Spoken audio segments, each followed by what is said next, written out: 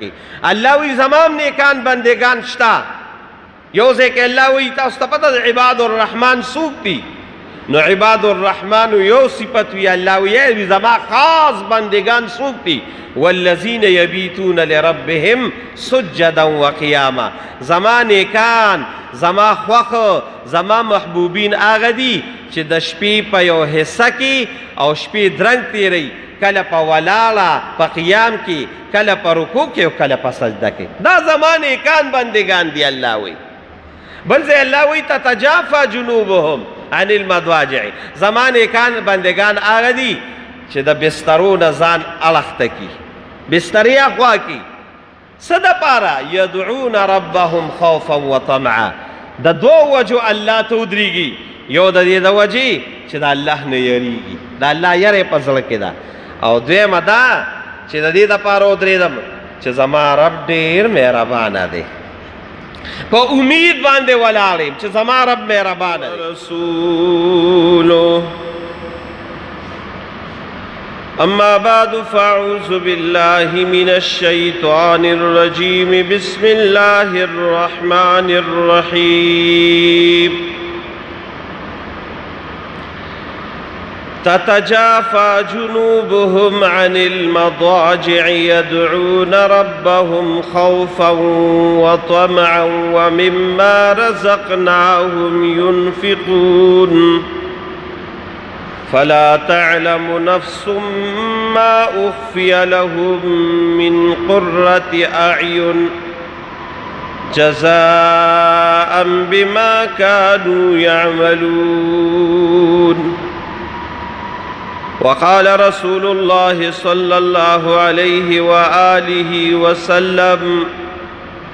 أشراف أمتي حملة القرآن وأصحاب الليل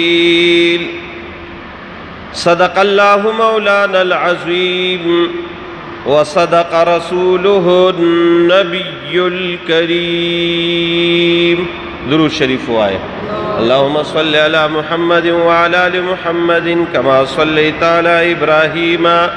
وعلى آل إبراهيم إنك حميد مجيد اللهم بارك على محمد وعلى آل محمد كما باركت على إبراهيم وعلى آل إبراهيم إنك حميد مجيد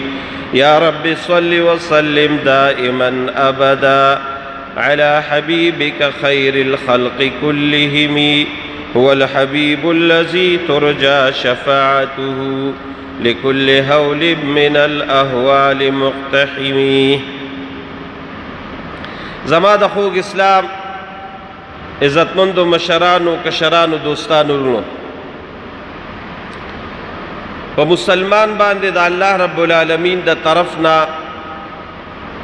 بعض عبادات هغه لازم دي چې دا بکئ او چې څوک د دقیق عباداتو چې د الله د طرف نه کم لازم دی او الله موږ ته حکم کړی دی مسلمان په هغې باندې عمل کوي هغه عبادت په خپلو وختونو کې کوي نو دا کامل مسلمان دی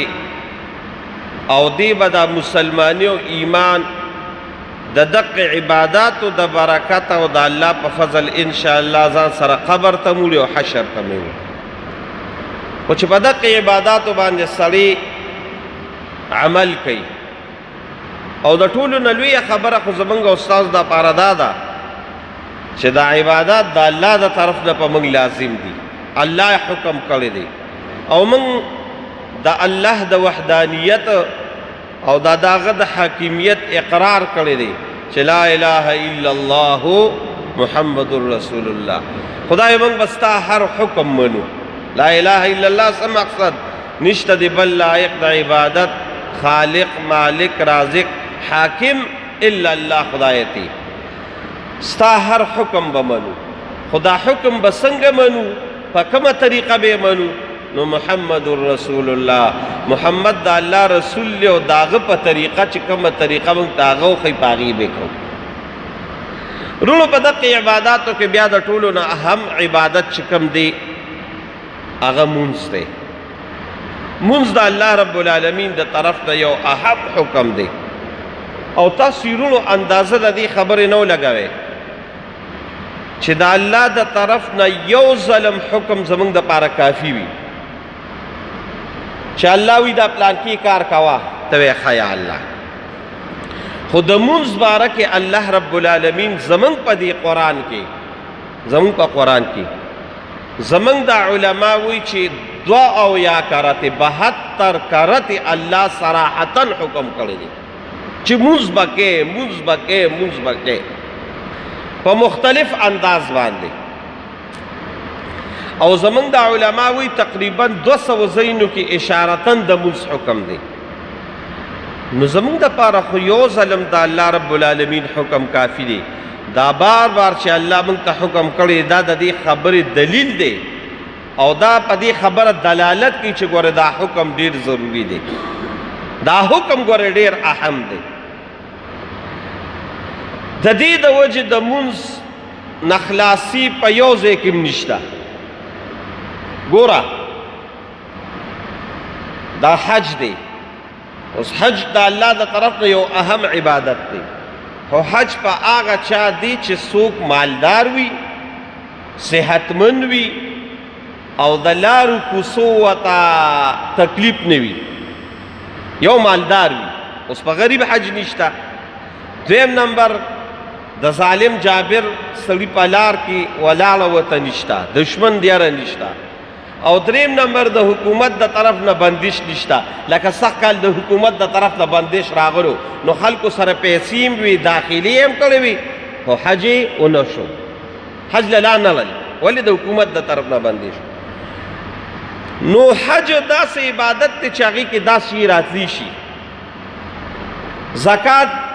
د الله د طرف نه حکم دی خو چې یو سړی مالدار وي نو زکات به ورکړي چې غریب وي هغه به څه زکات ورکړي خو پخپله محتاجه دی روژه ده خلک بې نیسي خو هغه څوک بې نیسي چې څوک صحتمند دی جوړ دی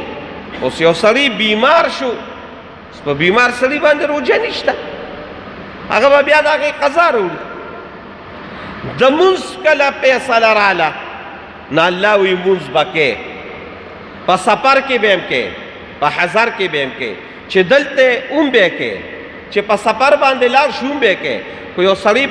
په سفر لاړو نو روژه دې نه نیسي خیر دی څه ګناه نشته شرعي کوم سفر دی او په هغې باندې سړی لاړ او روژې وخوړه بلکل د الله د طرف نه ورته حکم دی چې ویې خورو بیا رستو هغه اعاده وکړه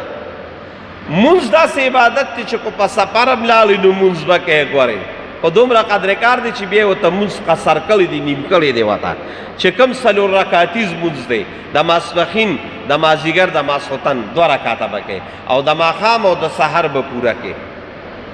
خو بیماري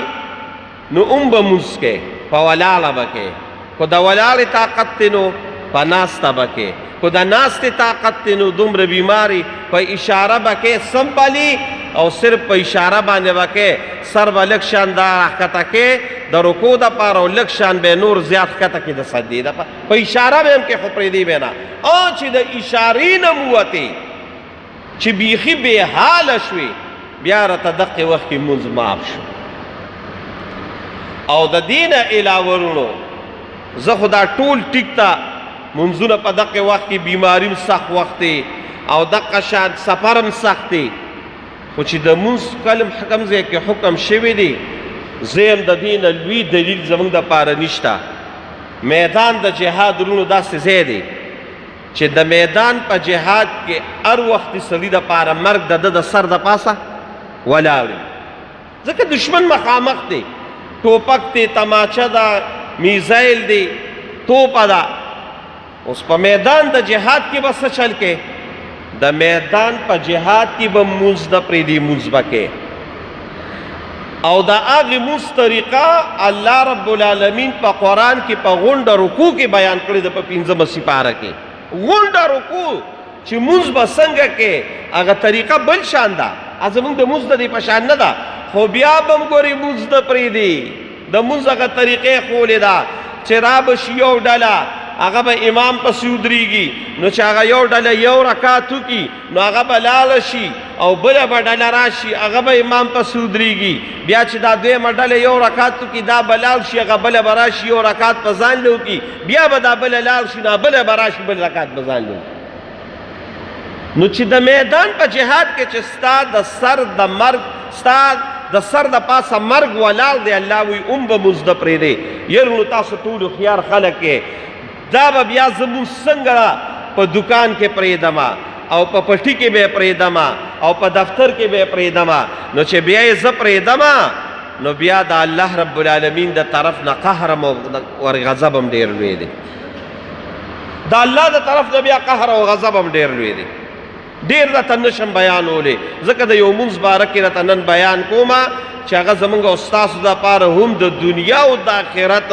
د فیدو د دنیا او د آخرت د کامیابۍ لوی چیز دی اصل بیان درته د هغې کومه خو دومره قدر راته کار راته ویمه چې مونځ دې کله ونه که نو هغه د قرآن هغه آیاتونه او حدیث خو په خپل ځای دي زه راته صرف د قرآن یو آیت ویم دا جهنمیان چې کله جهنم ته لاړ شي او جنتیان جنت ته لاړ شي الله دې موږ او تاسو د جهنم نو ساتي او جنت ته دې بوځي نو دې دنیا کې زموږ او تاسو یو بل سره تعلق دی نو بالفرض چې یو سړی په پیښور کې اوسي او بل سړی لاړ شي او هلته هغه نور قسم اوسي نو تپوس وکړي هلکه هغه پلان کې څنګه دی دغه شان وروڼو چې کله جنتیان جنت ته لاړ شي او جهنمیان جهنم ته لاړ شي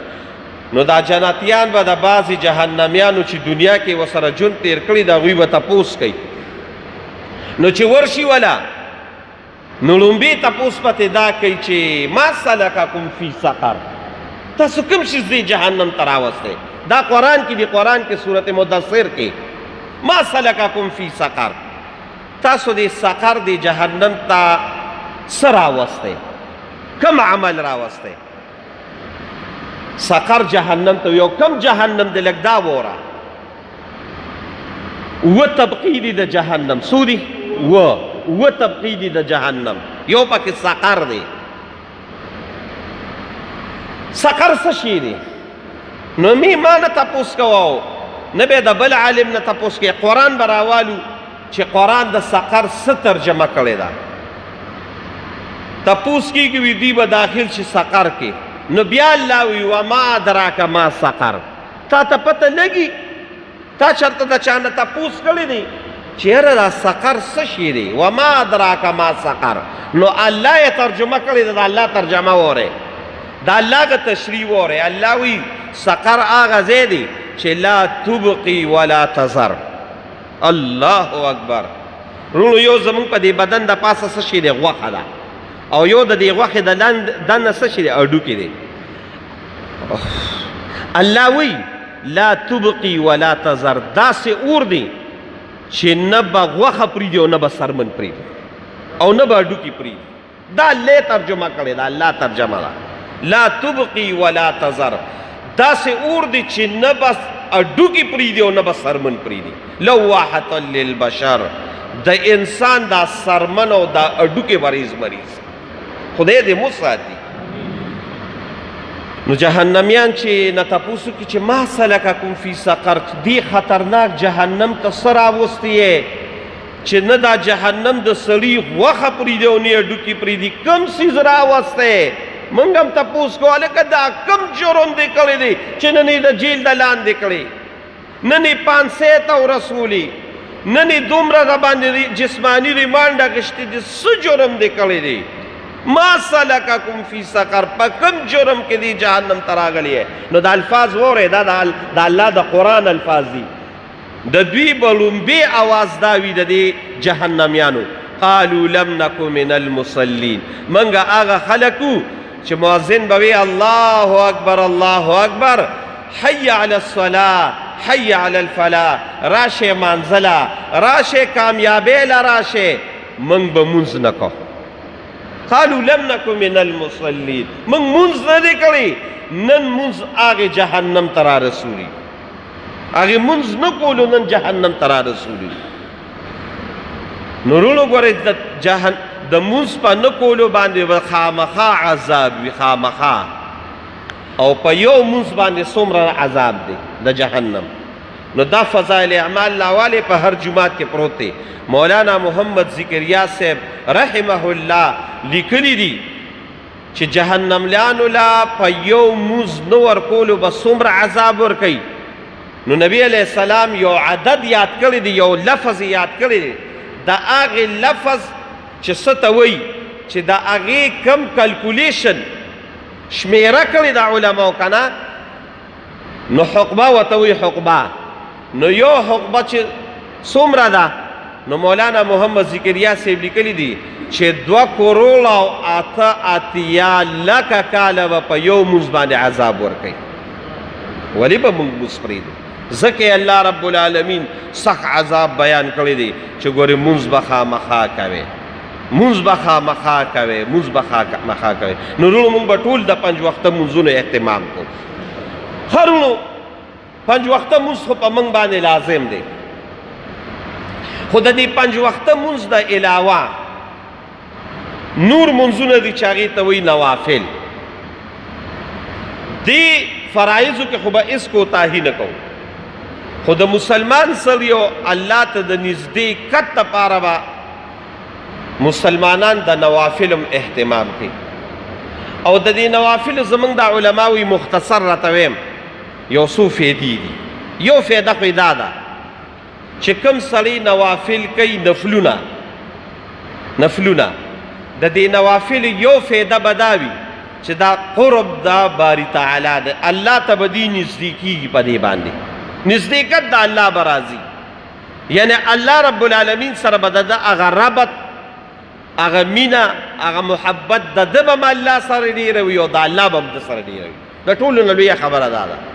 دویم نمبر فایده یې وروڼو دا ده، زموږ د علما وایي چې بالفرض زه نوافل کوم، نفلونه کوم، نو چې زه نفلونه د اشراق کوم، زه نفلونه بالفرض او ته نفلونه د ساخ کې، د ماښام د اوابین کې، د ماسخوتن 2 3 4 رکاته کې، نو چې سړی نوافل کوي نو په طریقې اولا به څه چل کوي؟ فرایض به دې خامخا کوي. وایي نفلونه کوم او فرض به رانځي. نو د دې نوافلو دویم نمبر فایده به دا وي چې ستا به په فرایضو باندې څه وي؟ اهتمام ډېر زیات وي. ته به د فرضو ډېر اهتمام کوې چې ما نه نفل نه قضا کېږي. نو ته ما تاسو ټولو خیاران خلک یې چې یو سړی نفل کوي نو فرض مونځ به خامخا کوي. دویم نمبر فایده دا ده. او دریم نمبر علما فایده دا کوي چې د قیامت په ورځ به دا مونځونه زموږ راواغېشتي شي. نو زموږ څه مونځونه دي وروڼو؟ ټول ټوټه پوټه دي. کله اودس صحیح نه کول، کله په وخت باندې نه کوو، کله په مونځ کې کوتاوالی کوو، فرایض، واجبات، سنن، مستحبات د دې خیال نه ساتو. نو مونځ کې کوتاوالی ډېر زیات دی، مونځ کې ډېر زیات کوتاوالی دی. نو چې کم سړي دا فرایض کړي او د ده په مونځ کې کوتاوالی راشي، کمی راشي، نو علما وایي الله رب العالمین به فرشتو ته وي چې ورشه وګورئ داسې نفلونه مفلونه کړي دي، نو که ده نوافل کړي وي نو هغه نوافل به راواغېشتي شي او د ده په فرایضو کې به یې واچوي او الله به پرې د فرایضو هغه پوروالي وکړي. نو فایده یې دا ده چې د فرایضو پوروالي به پرې کېږي. نو چې څومره رنرونو کېږي یاد ساتئ، د نوافلو اهتمام کوئ، نفلونه خامخا کوئ، او دا د الله رب العالمین د نزدېکت لویه ذریعه ده. ښه بیا ټول نوافل ځان له یو ثواب لري. اوس چې راته د هر یو بیان کوم وخت بې لګي. د اشراق مونځ یو عجیبه ثواب لري، ځکه چا چې د اشراق مونځ د سار مونځ وکړ او د سار د مونځ نه پس د اشراقه پورې کېناستل او د انور لږ اوچت شو او د 2 رکاته یا 4 رکاته وکړل، رسول الله مبارک وی الله به کامل ثواب ورکي، کامل ثواب ورکي، کامل ثواب ورکي. یا رسول الله د څه کامل ثواب به ورکي؟ الله رب العالمین به دې انسان لا د اشراق د دې 2 رکاتو 4 رکاتو نفلو د برکته کامل ثواب د یو حج او د یو عمرې الله ورکي. لویه خبره ده. حج او عمره دا څه وړوکې څیز دی. د ساق مونځ ځان له لوی اهتمام لري. د اوابین مونځ د ماښام نه پس چې څوک 6 رکاته 8 رکاته 12 رکاته وکړي، رسول الله مبارک وایي د 12 کالو د نفلي عبادت ثواب به الله د په عمل نامه کې ولیکي. خو په دې ټولو منځونو کې الله ته چې محبوب ترین منځ دی په نوافلو کې چې الله ته ډېر زیات خوښ دی هغه کوم یو منځ دی هغه د تهجد منځ دی د شپې د دې اخیری حصې منځ دی د دقې تهجد منځ د الله په جناب کې دومره لوی ثواب لري او دومره لوی مقام لري چې صرف هغه نمونه خوش مروه یو څو مثالونه راته بیانوم چې د الله په جناب کې د دې منځ څومره ثواب دی یاد ساتئ دا منځو دا منځ د تهجد دا منځ دا د فرض منځ نه مخکې دا منځ په مسلمانانو باندې او په نبي علیه السلام دا لازم و د تهجد منځ لکه څنګه چې دا په موږ دا 5 وخته منځ فرض دی داسې د تهجد دا منځ هم فرض و او الله رب العالمین د دې تهجد د منځ دپاره په قرآن شریف کې مستقل غونډ صورت الله نازل کړی دی صورت مزمل ورته وایي الله د هغې طریقه بیانه کړې ده یا ایها المزمل قم الليل الا قليلا نصفه او انقص منه قليلا او زد عليه ورتل القرآن ترتيلا انا سنلقي عليك قولا ثقيلا ان ناشئة الليل هي اشد وطئا واقوم قيلا دا ټول خبرې الله بیان کوي د دوالو جانو سرداره پاسه د شپې ودرېږه نیمه شپه ودرېږه یا د نیمې نه زیات یا د نیمې نه کم دا الله رب العالمین ته ودرېږه او دا داسې مونځ دی چې ګران مونځ خو دی الله وایي خو د انسان دا نفس کوچلاوي په نفس هغه دغه کوي چې دا نفس نه یو قسم هغه زورونه و الله ورکوي چې نفسه ته خو دا غواړې ته خو دا غواړې خو زه به الله رب العالمین ته ودرېږم نو دا د نفس د کوچلاوالو دپاره او د نفس د دباولو دپاره الله وایي دا مونځ ډېر زبردست دی نو الله غونډ صورت نازل کړ بیا ګرانه وه تهجد مونځ ګوره ډېر ګران دی نو بیا الله رب العالمین صحابو ته حکم وکړ چې په تاسو باندې دا لازم نه دی او په پیغمبر د تر د مرګه پورې د تهجد مونځ لازم و هغه خامخا کو او صحابو ته الله وی کو پاسې خو ډېره ښه خبره ده او که نه پاسې ګناه پکې نشته څومره چې خوښئ هغه عمره په هغې کې تلاوت کوئ 2 رکاته کوئ 4 کوئ 6 کوئ 10 کوئ 12 کوئ ستاسو خوښه ده کو نه که ګناه پې نشته خو که کو نو الله رب العالمین په جناب کې لوی مقام لري څومره لوی مقام لري قرآن شریف کې الله وی وی تتجافى جنوبهم عن المضاجع تاسو ته وی پته ده چې زما نیکان بندگان څوک دي الله وی زما نیکان بندگان هغه دي اوس وایې وی پلانکي نیک دی ولې نیک دی دا صفت دی پکې پلانکي نیک دی دا ولې نیک دی وی دا صفت دی پکې الله وی زما نیکان بندگان شته یو ځای کې الله وی تاسو ته پته ده عباد الرحمن څوک دي نو عباد الرحمن یو صفت وی الله وی زما خاص بندگان څوک دي والذین یبیتون لربهم سجدا وقیاما زما نیکان زما خوښ زما محبوبین هغه دي چې د شپې په یو حصه کې او شپې درنګ تیری کله په ولاړه په قیام کې کله په رکوع کې او کله په سجده کې دا زما نیکان بندگان دي الله وی بل ځای الله وی تتجافى جنوبهم عن المضاجع زما نیکان بندگان هغه دي چې د بسترو نه ځان اړخته کي بسترې اخوا کي څه دپاره یدعون ربهم خوفا وطمعا د دوو وجو الله ته ودرېږي یو د دې د وجې چې د الله نه یریږي د الله یری په زړه کې ده او دویمه دا چې د دې دپاره ودرېدم چې زما رب ډېر مهربانه دی په امید باندې ولاړ یم چې زما رب مهربانه دی یریږم هم او امید مې شته د الله د قهر نه م یریږم خو دې خوا د الله رحم هم دی نو یو خوا د الله د خوف نه ولاړ دی او بل خوا د الله رب العالمین رحم ته ولاړ دی چې د الله رحم ډېر لوی دی اوس الله چې دا بیان کړی دی دلته زموږ د علما یو ډېره خشته نکته بیانوي وی تتجافى وی دوی تتجافى جفا کوي جفا څه ته وی وفاتا شاباس جفا کوي خپل رب سره او بی وفایی کوي خپلو بسترو سره بسترې خوا کی ټیک ته چې دقه د پېشمني په دې وخت کې او د دې سار په دې وخت کې دا خوب او دا بستره ده زما په خیال لوی نعمت د دې نه بل نه وي. لوی نعمت د دې دا سړی راکاږي دا خپې پکې داسې راغونډم کي او دا سرم پکې راغونډ کي او دقې وخت د چا نه بستره لر کا نو بس د ټوپک ډز دی پې نو د ټوپک ډز دی نو. خو الله وی تتجافا جنوبهم ای زما دا نیکان بندگان ما سره وفا کوي او بسترو سره بې وفایي کوي. یاره ډېره ښکلې الله دغه نه ده کړې بې وفایي کوي بسترو سره. بستره پکې څه ده؟ زما رب ما بلی نو پاسی ما تا الله وی دا زما نیکان بندگان دي. نو چې دوی د شپې پاسېدل نه الله وی اوس زما انعام وورې زما غیرت وورې فلا تعلم نفس ما اخفی لهم من قرة اعین. دقې خلکو له ما داسې نعمتونه تیار کړي دي چې نه سترګو لیدلي دي او نه غوږونه اورېدلي دي او نه د انسان په تصور کې راغلي. داسې نعمتونه به والا الله رب العالمین وی ورکوم. نو زما ورونو ډېر د الله د خوښې مونځ دی دقه د سهار د تهجدو دا مونځ او حدیثو کې هم ډېر زیات فضایل راغلي دي. رسول الله مبارک وی افضل الصیام بعد رمضان د روجو د رمضان د روجو نه پس چې الله ته محبوب ترینه روجه ده نو هغه د محرم د 10مې روجه ده. لکه تاسو ډېرو ملګرو به نیولي وي دا الله ته ډېره محبوبه ده. او افضل الصلاه بهترین مونځ چې الله وی ما ته خوښ دی پس د فرمونځونو نه نو هغه د قیام اللیل د شپې مونځ دی د تهجدو مونځ دی. الله وی دا ما ته ډېر زیات محبوب دی. او هر انسان چې کامیابۍ ته رسېدلی دی که نه نو ګورې د دې مونځ د برکت لري. تاسو دا بزرګان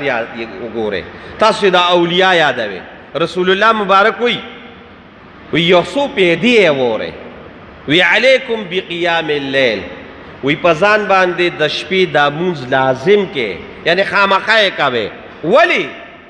وی چې څومره مخکیني نیکان بزرګان اولیاء او پیغمبران تیر شوي دي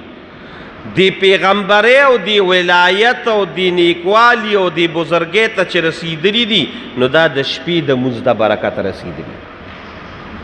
تا هغوی په ځان لازم کړو. دویم نمبر یې وورئ وقربة الی الله او د الله رب العالمین د نزدېکت لویه ذریعه ده. او ولې لویه ذریعه ده؟ خدای دې وکړي چې الله موږ او تاسو له توفیق راکړي. دا به د الله په فضل کېږي. د الله د قرب څنګه ذریعه ده؟ یرونو دا موږ د جمعې مونځ هم کوو ورپسې تاسو نفلونه هم کوئ د اشراق مونځ هم کوئ او ډېر ملګري به پکې د ستاخت مونځ هم کوي د ماښام اوابین به هم کوي نور نفلونه به هم کوي. تاسو ګورئ خیر بېګاله لږه ټریو کې د دې نورو نفلونو په وخت کې د زړه کیفیت هم وګورئ او چې د سار دی مونځ د دې پښمني له راپاسئ چې ښځه اوده ده بچي اوده دي خلک اوده دي تیاره ده یو تی او یو د الله ذات وي. زما د الله په ذات باندې قسم وي د هغه ټوله توجه الله ته وي. نو دا قرب الی الله نه شو؟ د قرب الی الله لویه ذریعه ده. دویمه وورئ. دریمه نمبر پیدې وورئ یکفر سیئات. ګوره یو د ګناهونو معافي. موږ ګناهونه کړي دي ټول په دې جومات کې چې دا څومره ناست یو موږ ټول ګناهګاران یو. یو د ګناهونو معافي لویه خبره ده او یو د ګناه کفاره. د ګناه کفاره لکه بالفرض ستا قسم وخوړلو نو د قسم څه شي ده چې مات دی که نو کفاره د 3 روجې به نیسي یا به لسو کسانو مسکینانو له طعام ورکې یا به مرعي ازادې دی کفاره ده. دی کفاره ده. دقه شان دی په حج کې او په عمره کې دی هغه واجباتو کې سپرې ښودل نو د هغې به بیا څه ورکې دم به ورکې کفاره به ورکې. ته وې ما نه ګناهونه شوي دي. اوس د ګناهونو د کفاره څه شي دی؟ رسول الله مبارک ویلي دي دقه مونځ ستا د تمامو ګناهونو الله کفاره جوړه کړي. دریم نمبر دا شو. څلورم نمبر ووره. څلورم نمبر دا دی چې ستا د بدن څومره بیمارۍ دي. دا رسول الله ویلي دي. رسول الله صلی الله علیه وسلم باقاعده حدیث دی راته به وښیم حواله را سره شته چې د انسان باندې دا بیماری راځي کینسر راځي ایډز راځي د ګردو بیماری راځي شوګر راځي هارت اٹیک راځي فالج راځي. کم سړی رسول الله صلی الله علیه وسلم فرمایي کم سړی د تهجد مونځ کوي الله رب العالمین به د مرګه پورې په د چرته مهلکه بیماری رانولي دی به د بیمارو نه لري فایده ډېره زیاته ده د الله رب العالمین د قرب ذریعه ده د جنت دا تلو اسانه لاره ده اسانه